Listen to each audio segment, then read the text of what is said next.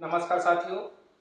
आज मैं आपको आईटीआई का एक ऐसा टॉपिक पढ़ाने जा रहा हूँ।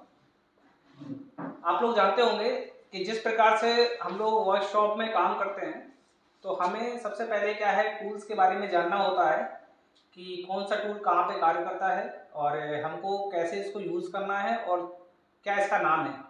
क्योंकि अगर टूल्स का नाम ही पता नहीं होगा तो कभी भी अगर हमें रिक्वायरमेंट होगी तो उस टूल का हम कभी भी यूज़ कर नहीं पाएंगे दूसरे के प्रति। हम ही उस टूल्स को पहचान करके ला पाएंगे, अन्यथा किसी से मंगा नहीं पाएंगे क्योंकि हमें टूल का नाम ही नहीं पता है ना। तो सबसे पहले क्या है कि जिस प्रकार से वर्कशॉप में टूल होते हैं हमें टूल जानना आवश्यक होता है, इसी प्रकार से इंजीनियरिंग ड्राइंग में हमें इंजीनियरिंग ड्राइंग के टूल जानना आवश्यक होता है ना। तो इंजीनियरिंग ड्राइंग में कुछ टूल्स होते हैं वो आज मैं आपको समझाने जा रहा हूँ। तो ऐसा सबसे पहले समझेंगे, कोई भी मतलब आप ट्रेड से आईटीआई कर रहे हैं या किसी भी फील्ड से टेक्निकल कोर्स या मतलब डेली लाइफ में नॉर्मली आप स्कूली शिक्षा ले रहे हैं तो उसमें भी आपको ये बहुत ही इम्पोर्टेंट होने वाला है ना, और एग्जाम के पॉइंट ऑफ व्यू से तो जरूरी है ही ये। तो जानेंगे कि जो इंजीनियरिंग ड्राइंग में हमें टूल्स की आवश्यकता पड़ती है तो क्या है। तो आप लोगों को ये सारी चीजें दिख रही होंगी कि लाइंस, आज मैं पढ़ाने जा रहा हूँ लाइंस यानी कि रेखा, है ना। तो समझिए कि लाइंस है क्या। तो जिस प्रकार से कोई भी जॉब पे ऑपरेशन करने से पहले हमें उसे पहले से ही एक ड्राइंग तैयार की जाती है, तो ड्राइंग तैयार करने के लिए हमें कहीं ना कहीं ड्राइंग शीट की आवश्यकता पड़ती है और ड्राइंग शीट की आवश्यकता पड़ती है तो कहीं ना कहीं उसमें लाइन बनाई जाती है। लाइन बना के ही किसी ड्राइंग को तैयार किया जा सकता है। जब हमें लाइन का ज्ञान नहीं होगा, डायमेंशन का ज्ञान नहीं होगा, तो हम कैसे ड्राइंग शीट में जो चित्र बना रहे हैं, जो भी 2D ड्राइंग बना रहे हैं उसको कैसे तैयार करेंगे, है ना। उसको तैयार तभी करेंगे जब हमें लाइंस का नॉलेज होगा, है ना। तो आज हम लाइंस का नॉलेज देखेंगे और सारी चीजें जानेंगे। चलिए स्टार्ट करते हैं। तो सबसे पहले देखिए लाइंस, रेखाएं। अब समझेंगे रेखाएं एक्चुअली में होता क्या है, तो जानेंगे इसके परिचय के बारे में। तो जो इंजीनियरिंग ड्राइंग में किसी भी ऑब्जेक्ट को निरूपित करने के लिए रेखा का यूज करते हैं, या रेखाओं का बहुत ही महत्व है, खास महत्व है ना। तो ये ड्राइंग को बनाने के लिए हमें किसकी जरूरत पड़ी, रेखाओं की, है ना। तो हमें क्या है, ऑब्जेक्ट को निरूपित करने, यानी कि जो ऑब्जेक्ट है जो हम बना रहे हैं उसको निरूपित यानी कि दर्शाने के लिए हमें किसकी जरूरत पड़ी, रेखाओं की, है ना। तो कहते हैं कि सभी रेखाएं जो होती हैं वो भिन्न होती हैं। भिन्न का मतलब ये होता है कि कोई भी रेखा, ऐसा नहीं कि एक रेखाएं हैं तो उसी के समानांतर दूसरी रेखाएं होंगी, है ना। एक रेखा स्ट्रेट है तो दूसरी रेखा कर्व है और तीसरी रेखा त्रियक टाइप की है ना, या डॉटेड है, किसी प्रकार से मतलब लाइंस है ना। तो जानेंगे, सबसे फर्स्ट होता है स्ट्रेट यानी कि सीधी रेखा है, दूसरा होता है वक्र रेखा जिसे कर्व रेखा कहते हैं, है ना। तो जानेंगे स्ट्रेट क्या होती है। स्ट्रेट जो सीधी रेखा होती है, सीधी रेखाएं 3 भागों में विभक्त किया गया है। नंबर 1 उसका हॉरिजॉन्टल लाइन, दूसरा वर्टिकल, तीसरा इंक्लाइंड या फिर ऑब्लिक लाइन बोला करते हैं, ठीक है। इसकी हिंदी है, हॉरिजॉन्टल की बोलेंगे क्षैतिज रेखा, वर्टिकल की बोलेंगे ऊर्ध्वाधर, और इंक्लाइंड या ऑब्लिक लाइन को तिर्यक रेखा बोलेंगे, है ना। तो सबसे पहले इन लाइनों को पढ़ने के पहले हम इनके बारे में जानेंगे कि सीधी रेखा और वक्र रेखा एक्चुअल में होती क्या है ना। तो सीधी रेखा को मैंने 2 डिफाइन किया है, 2 भागों में। तो सबसे पहले जानेंगे कि ये आपने देखा होगा कि ये जो रेखा आपको दिख रही है इस साइड से लेके यहाँ से स्टार्ट हुई और यहाँ तक एंड हुई, है ना। हालांकि इसमें रेखा में ना तो यहाँ पर कोई भी लाइन है आगे, मतलब कोई स्टॉपेज नहीं लगा हुआ, ना ही इस साइड स्टॉपेज लगा हुआ है ना। तो जब कभी भी कोई भी चीज में स्टॉपेज नहीं लगा होता है तो अनिश्चित के लिए होता है, यानी कि इन्फिनिटी यानी कि अनंत तक होता है, ठीक है। तो देख पा रहे होंगे कि यानी कि निश्चित लंबाई की सीधी रेखा, इसमें कोई भी बाउंडेशन नहीं है, है ना। किसी भी प्रकार से इसको रोका नहीं गया है, तो इसको कितनी भी लंबी खींच सकते हैं ना जी सर, है ना। इसमें देख पा रहे होंगे कि यहाँ से स्टार्ट होती है, यहाँ पर एंड हो जाती है, और लेकिन हमने क्या करा, यहाँ पर इसको बाउंडेड कर दिया, यहाँ पर एक क्रॉस लगा दिया, यहाँ पर भी क्रॉस लगा दिया है, और इसको हमने एक निश्चित दूरी दे दी गई है ना। तो इसको क्या बोल रहे हैं, निश्चित लंबाई की सीधी रेखा, ठीक है। आगे अच्छा देखेंगे। अब आ जाते हैं सीधी रेखाएं की जो 3 है, horizontal line, vertical line, inclined या फिर उसको ऑब्लिक लाइन बोला करते हैं। अब क्षैतिज रेखा को हमने, हालांकि उसको अलग अलग भी डिफाइन कर सकते हैं, लेकिन हमने क्या है एक त्रिभुज बनाकर ही इसको सारी लाइनों को एकत्रित कर दिया है इसके अंदर, है ना। तो क्षैतिज रेखा की अगर बात करेंगे तो क्षैतिज रेखा यानी कि जमीनी रेखा, जमीनी सरफेस, है ना। तो ये जो यहाँ से यहाँ तक की रेखा आपको दिख रही है इसको क्षैतिज रेखा कहते हैं। क्या कहते हैं? क्षैतिज रेखा, यानी कि हॉरिजॉन्टल लाइन। ठीक है, बात करते हैं ऊर्ध्वाधर यानी कि वर्टिकल। वर्टिकल की बात करते हैं, ये जो लंब दिख रहा है आपको ये ऊर्ध्वाधर, और हॉरिजॉन्टल और ऊर्ध्वाधर के बीच का जो एंगल होता है वो 90 डिग्री होता है। क्या होता है? 90 डिग्री। देख पा रहे होंगे, है ना? बात करते हैं इंक्लाइंड यानी कि ऑब्लिक लाइन की बात करते हैं, यानी कि तिर्यक रेखाएं। तिर्यक रेखाएं जो यहाँ से यहाँ तक मिलती है, जो यहाँ तिर्यक यानी कि एक एंगल पे झुकी हुई होती है, जिसका एंगल कितना 45 हो सकता है, है ना? या फिर इसको ऐसे बोल सकते हैं, ऐसा भी हो सकता है, ऐसा भी हो सकता है ना? तो ऐसे भी बोल सकते हैं तिर्यक रेखाएं। तो हमने इसीलिए त्रिभुज में, क्योंकि हमें एक रिकॉल हुआ कि मतलब ये त्रिभुज में सारी रेखाएं को हम इंक्लूड कर सकते हैं, तो हमने एक त्रिभुज बना दिया, है ना? तो ये सारी रेखाएं इसके अंदर रेखांकित हो गई। हालांकि ये त्रिभुज हमने इसलिए बनाया, बाकी त्रिभुज है नहीं, ये अलग अलग रेखाएं हैं। चलो आगे हम बात करते हैं। नंबर दूसरा में वक्र रेखा आती है, यानी कि कर्व रेखाएं आती है ना। तो कर्व रेखा में क्या होता है कि निरंतर इसकी जो दिशाएं हैं ये बदलती रहती हैं, है ना? जिस प्रकार से मैंने स्ट्रेट रेखा की बात की, है ना, स्ट्रेट की बात की, और आपकी हॉरिजॉन्टल, वर्टिकल, इंक्लाइंड, ये सारी बातें की, इससे डिफरेंट होती है। इसमें क्या होता है, किसी भी प्रकार से, यानी कि यहाँ से स्टार्ट करते हैं ऐसा भी बना सकते हैं, यहाँ से स्टार्ट करते हैं ऐसा भी बना सकते हैं, यहाँ से स्टार्ट करते हैं ऐसा भी बना सकते हैं, कैसी भी हो सकती है वक्र, यानी कि इसका कोई भी मतलब ये थोड़ी थोड़ी देर पे अपनी दिशा को परिवर्तित कर रहा है ना? आगे अगर बात करते हैं अन्य रेखाओं की बात करते हैं, समानांतर रेखा, है ना? समानांतर रेखा जिसको इंग्लिश में पैरेलल लाइन बोलते हैं। समानांतर रेखा का मतलब ये है कि ये एक रेखा यहाँ से स्ट्रेट चली जाती है, ये भी स्ट्रेट चली जाती है, ये आपस में कभी भी एक दूसरे को नहीं काटती है। ठीक है, तो मैंने लिख दिया है कि यह रेखा कभी भी एक दूसरे को नहीं काटती है। चलो ये चीजें क्लियर हो गई, ठीक है। आगे अगर बढ़ते हैं, इतना सारी चीज अगर समझ में आ गई हो तो आगे अगर बढ़ते हैं, आगे बढ़कर देखते हैं नंबर 1। नंबर 1 में आप देख पा रहे होगे ये जो मोटी रेखा दिख रही है आपको, ये क्या है? कंटिन्यूअस थिक लाइन है। क्या है? कंटिन्यूअस का मतलब क्या है? यहाँ से स्टार्ट होती है, अनंत तक जाती है ना? तो देख पा रहे होगे कि जैसे हमने यहाँ पर भी कोई बाउंडेशन नहीं लगाया था, इसमें भी कोई बाउंडेशन नहीं लगाया है ना? तो ये क्या है? कंटिन्यूअस चली जा रही है। लेकिन थिक मीन्स होता है मोटा और थिन मीन्स होता है पतला। तो ये मोटी लाइन है, तो कंटिन्यूअस थिक लाइन में क्या होता है? वस्तु की बाहरी आकृति को दर्शाने के लिए, जैसे कोई भी हम ड्राइंग बना रहे हैं, है ना, और कोई ऑब्जेक्ट है, ऑब्जेक्ट की जो बाहरी आवरण है, यानी कि उसका बाहरी जो डाया है, उसकी जो डायमेंशन, जैसे मैंने ये बनाया, इसकी जो बाहरी आपको लाइन दिख रही है, ये वाली, ये चीज दिख रही है ना, तो ये जो लाइन दिख रही है ये दर्शाती है किसको? किसको दर्शा रही है? कंटिन्यूअस थिक लाइन को दर्शा रही है ना। तो ऐसी जो भी लाइंस होगी बाहर की, ये सारी कंटिन्यूअस थिक लाइन होगी, यानी कि मोटी लाइन होगी। ठीक है। ऑब्जेक्ट लाइन क्या है? ऑब्जेक्ट लाइन की मतलब ये है कि जो ऑब्जेक्ट बना हुआ है, ऑब्जेक्ट का जो बाहरी लाइन है, आउटर लाइन, ये ऑब्जेक्ट एक तरीके से, है ना, एक मतलब इस चतुर्भुजाकार का एक जॉब है, ऑब्जेक्ट लाइन है, यानी कि आउटर लाइन बोल सकते हैं। दूसरी चीज बात करते हैं कंटिन्यूअस थिन लाइन। क्या है? थिन मींस क्या है? पतला। ये पतला हो गया। ये क्या है? प्रतिच्छेदन की काल्पनिक रेखा क्या होती है? वह रेखा जो दिखाई नहीं देती है ना। अब जैसे कि मैं बताऊं आपको, जैसे ये हमने बनाया, ये बनाने के बाद में जैसे कि मैं यहाँ बना दे रहा हूँ, ये मैंने मार्कर बनाया, ये मार्कर बनाया है ना, ये मार्कर बनाया, मार्कर के अंदर जो इंक भरी हुई है जिसके अंदर, है ना, वो कुछ ऐसा होगा होगा, पर हमको वो चीज दिख रही है अंदर दिख रहा है, नहीं दिख रहा है, अंदर का भाग दिख रहा है, नहीं दिख रहा है ना, नहीं दिख रहा है, पर इसके अंदर है ना, अंदर जिसके अंदर इंक भरी हुई है वो अंदर है, पर हम बाहर से नहीं देख पा रहे हैं। तो हम जो इसमें काल्पनिक रेखाएं हैं, हम काल्पनिक रेखाएं के द्वारा दर्शा दे रहे हैं कि इसके अंदर क्या है? कोई ऑब्जेक्ट यानी कि कोई भी मटेरियल है इसके अंदर, है ना। तो कभी भी काल्पनिक रेखा दर्शाने के लिए, जैसे इसमें कंस्ट्रक्शन लाइन बोल सकते हैं, इसको क्या बोलते हैं? Construction line.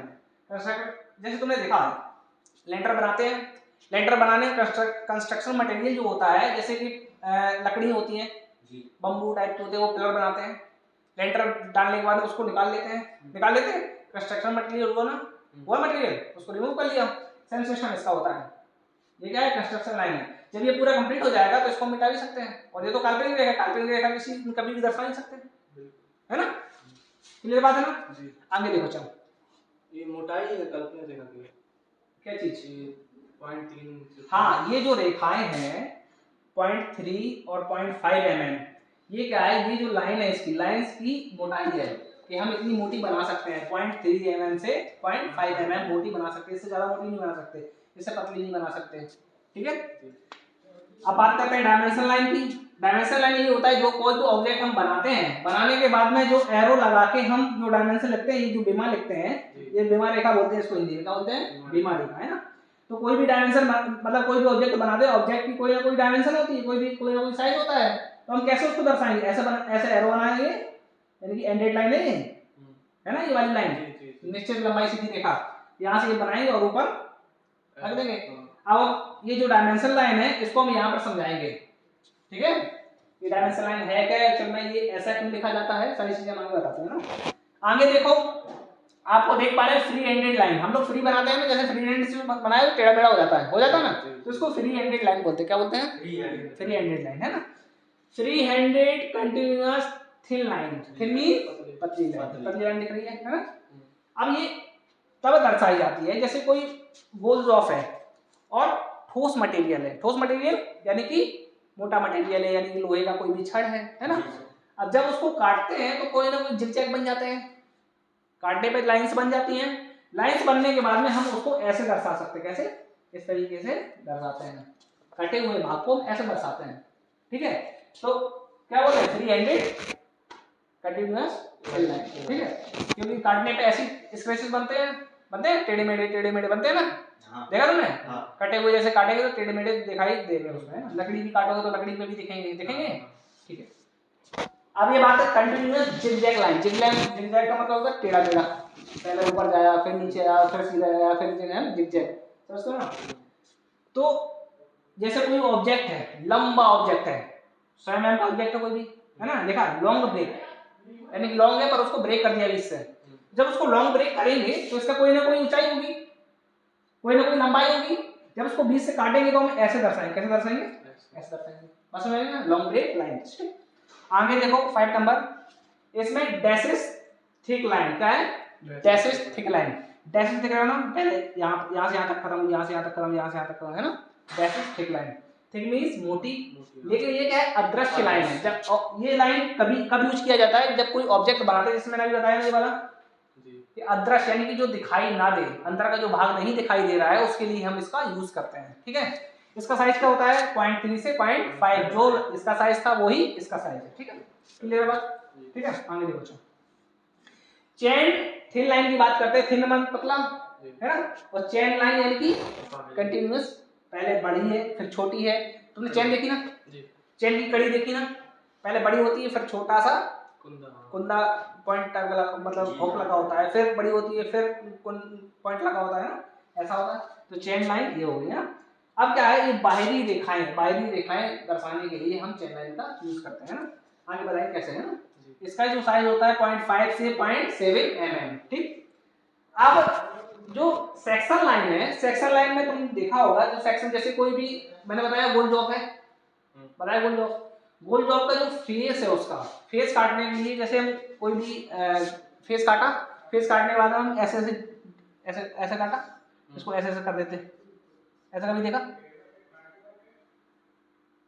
फेस कटाओ, फेस के सामने वाला हिस्सा ऐसे दिखेगा, कटने के बाद दिखता है, तो इसको हम सेक्शन लाइन बोलते हैं। क्या बोलते हैं? Section line. ठीक, समझ में आई सारी चीजें? लेकिन सेक्शन लाइन का जो एंगल होता है कितना होता है? 45 डिग्री। क्लियर बात है सारी चीजें? जी सर। ठीक है, चलो आगे आ जाओ डायमेंशन लाइन के, इसके बाद में फिर ये वाला एरो बताते हैं ना। डायमेंशन लाइन देखो, अच्छा ये है गलत वाला हिस्सा, कौन सा? गलत हिस्सा। ये है सही हिस्सा। अब डायमेंशन क्या है? ये सबसे महत्वपूर्ण चीज है। जैसे हम इंजीनियरिंग ड्राइंग बनाते हैं, इंजीनियरिंग ड्राइंग में क्या है कि हम जब कोई भी ऑब्जेक्ट को बनाए, अब यहाँ से यहाँ तक की कितनी लंबाई है, यहाँ से यहाँ तक कितनी चौड़ाई है, ये दर्शाने के लिए हमें डायमेंशन लाइन का प्रयोग करना पड़ता है ना। अब ये सारी गलत लाइन है, जितनी भी हैं ऑब्जेक्ट, ये सारे गलत लाइंस लगी हुई हैं। कैसे? कि सबसे पहला नियम कहता है कि जब हम कोई स्ट्रेट लाइन खींच रहे हैं डायमेंशन में, अगर इसकी डायमेंशन करना है तो कोई भी स्ट्रेट लाइन खींच रहे हैं तो खींचने के बाद में हमें सबसे पहले क्या करना है, ये जो हमारा ऑब्जेक्ट बना है, ऑब्जेक्ट से कोई भी लाइन जो हम खींच रहे हैं वो सटी नहीं होनी चाहिए टोटली, समझे? उसमें कुछ mm का गैप होना चाहिए। जिस प्रकार से हम वेल्डिंग करते हैं और वेल्डिंग करते समय फिलर रॉड और मटेरियल के बीच में कुछ mm का गैप रखते हैं ना, सेम इसमें कुछ प्रकार थोड़ा सा साइज का गैप रखना होता है। जिस प्रकार से इसमें देख पा रहे होगे सभी में गैप होगा, है थोड़ा सा गैप रखना है। पहला राइट होने का चांसेस ये है और ये रॉन्ग होने का चांसेस है कि पहला गैप है नहीं इसमें। दूसरी चीज क्या है कि ये जो लाइन है, ये जो लाइन है, इस लाइन के नीचे कोई भी साइज लिखा नहीं जाता है।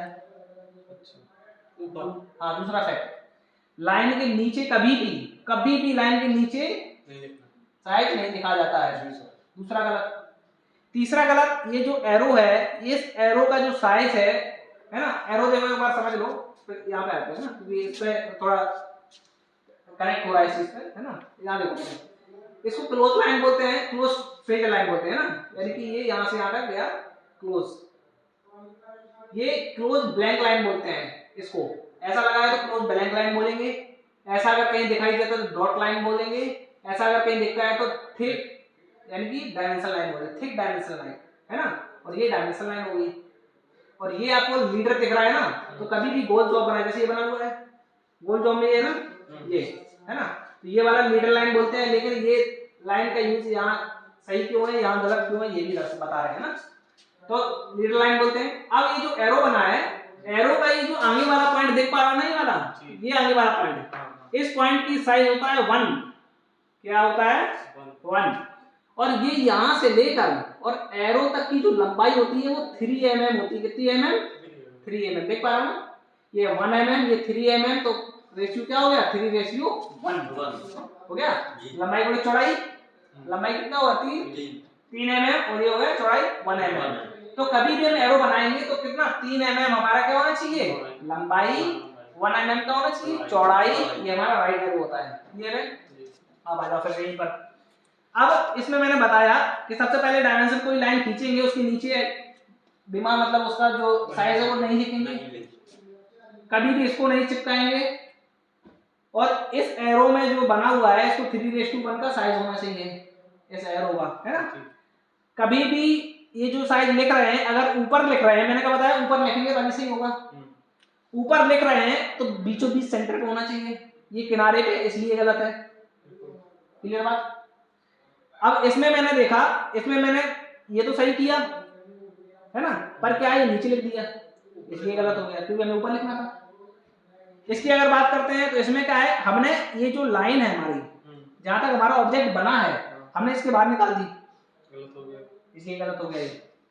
क्लियर बात है ना। अगर हम इसकी बात करते हैं, अगर कोई बॉल जो बना है, यानी कि कोई भी डायमेंशन है, कोई डाया है ना, कोई डाया है, कोई रेडियस निकालना है, तो क्या करेंगे, रेडियस क्या है, ये 5, ये व्यास क्या है 15, है ना। अब क्या है, हमें ये जो ऑब्जेक्ट बना हुआ है, हमने ऑब्जेक्ट के अंदर ही दे दिया, क्या है, ऑब्जेक्ट के अंदर। लेकिन नियम क्या कहता है, जो लीडर लाइन होता है ऑब्जेक्ट के बाहर होता है। इसमें देख पा रहे हो ऑब्जेक्ट के बाहर है, इसलिए ये सही है और ये गलत है। ठीक है, अब आते हैं सही के बारे में। ये वाला ऑब्जेक्ट बना है, यहाँ से यहाँ तक की दूरी, इसमें कोई गैप है, इस एरो भी दिख रहा होगा, और ये बीचों बीच सेंटर में लिखा हुआ है। इस वाले एरो में तो गैप नहीं है, वो भी इसलिए गैप नहीं है क्योंकि ये ना थोड़ा जगह स्पेस कम था। अब हो गया, ठीक है, इमेजिनेशन करना है पहला सही। दूसरा देखो, इसमें भी गैप है, इसमें बीचों बीच लिखा है, ये भी सही है। इसमें भी है, अलाइन किया गया है ऊपर से बीचों बीच सेंटर पे, ये भी सही है। अब इसकी बात करते हैं। कभी कभी ऐसे आ जाते हैं, जब बड़े बड़े जॉब होते हैं तो ऐसे बनाने पड़ते हैं ना, तो क्या करना पड़ता है, सबसे पहले हमें लंबी खींच लेना है, इसमें गैप रखना है ना, थोड़ा सा, फिर लंबी यहाँ से खींच लेना है, ऊपर रखना है, पहली सही। दूसरा क्या है कि हमें यहाँ से यहाँ तक अगर टुकड़े में हैं, यानी कि 15 mm ये 15 mm ये है, तो हमें एक ही नहीं ले जाना, क्योंकि नियम हमारा कहता है कि कभी भी लाइन नहीं करनी चाहिए। जो वर्टिकल लाइन है, वर्टिकल लाइन कभी भी क्रॉस नहीं करना है। अगर हम इसको यहाँ से यहाँ तक डायरेक्ट नाप देंगे, 30 नाप देंगे, ऐसे नाप देंगे, 15 ये कर देंगे, 15 ये कर देंगे, तो ये वर्टिकल लाइन क्या है, क्रॉस हो गई, हो गई क्रॉस, होगी ना। लेकिन हमें नियम कहता है कि हमें क्रॉस नहीं करना है वर्टिकल लाइन, वर्टिकल लाइन जब क्रॉस नहीं करेंगे तो फिर हमें एरो लगाना पड़ेगा। और ये दर्शाता है कि यहाँ से यहाँ तक की दूरी, यहाँ से यहाँ तक की दूरी, क्लियर बात है ना। तो हमने वही किया कि यहाँ से यहाँ तक 15 है और यहाँ से यहाँ तक 15 है ना। तो क्या क्लियर हुआ, ये टोटल 50 है और ये 15 कितना 30 हो गई, तो ये ऑब्वियसली 20 हो गई। कैसे 20 हो गई? 15 30 50 सही है। समझ आए, क्लियर बात है ना। तो ऐसे डिफाइन करते हैं सबसे पहले तो कभी भी अगर प्रैक्टिकल में तुम्हारे जॉब आएगा, अगर उसमें विमा ऐसी दी है ना, और कहा जाएगा कि ये प्रैक्टिकल बनाओ जी सर, तो कैसे बनाओगे? सबसे पहले तो मापी पता होना चाहिए कि कैसे लेंगे, कि ये कितनी है टोटल दूरी दी रही होगी कि 60 बाई 60 का बनाना है तुम्हें। अब ये 15 है और ऐसा नहीं कि अब जैसे मैंने यहाँ दे दी, अब हमें इमेज करना है, मतलब खुद से सोच लेना है कि जब ये 50 है तो ऊपर वाली 50 होगी, है ना, और कुछ चौड़ाई दी रही होगी। अब इसमें चौड़ाई नहीं दी गई है, तो कोई भी डायमेंशन दी जाएगी एक ही तरफ से दी जाएगी। ऐसा नहीं कि यहाँ भी दे दी 50 और यहाँ भी 50 लिख दिया। यहाँ लिखने का क्या औचित्य है जब नीचे लिख दिया है, बात समझ आई ना। तो यहाँ लिखने का कोई औचित्य नहीं है, ठीक है। तो ऐसा दिया रहेगा, तब तुमको ये पता होगा कि 15 ही होगी 15 ही होगी, 20 ही बची, तभी तो ऑब्जेक्ट काट पाओगे, तभी तो कोई मार्किंग कर पाओगे। जब तुम्हें यही नहीं पता है कि यहाँ से यहाँ तक 50 है और ये इतनी घट गई 50 में से इतना 30 घटा लेंगे तब जाके 20 बचेगा। जब यही नहीं आ रहा तो कैसे कोई भी ऑब्जेक्ट बना पाओगे ना। तो सबसे पहले इस चीज को समझना है और ये बहुत ही जरूरी चीज है ना। ये सारी लेंस जरूरी है, एरो जरूरी है, और अगर ड्राइंग बनाते समय आपने यही चीज गलती कर दी ना तो नंबर कट जाएंगे। इन चीजों को ध्यान रखना है। पेपर अगर ऑब्जेक्टिव बनता है तो ये चीजें पूछेंगे, है ना। तो ये सारी लाइंस पूछ सकते हैं। तो सारी चीजें ये जो है, ये सारी चीजें इंपॉर्टेंट है। तो आशा करते हैं ये सारा आपको जो भी हमने बताया ये सारी चीज क्लियर हो गई होगी, है ना। तो ठीक है क्लास, थैंक यू।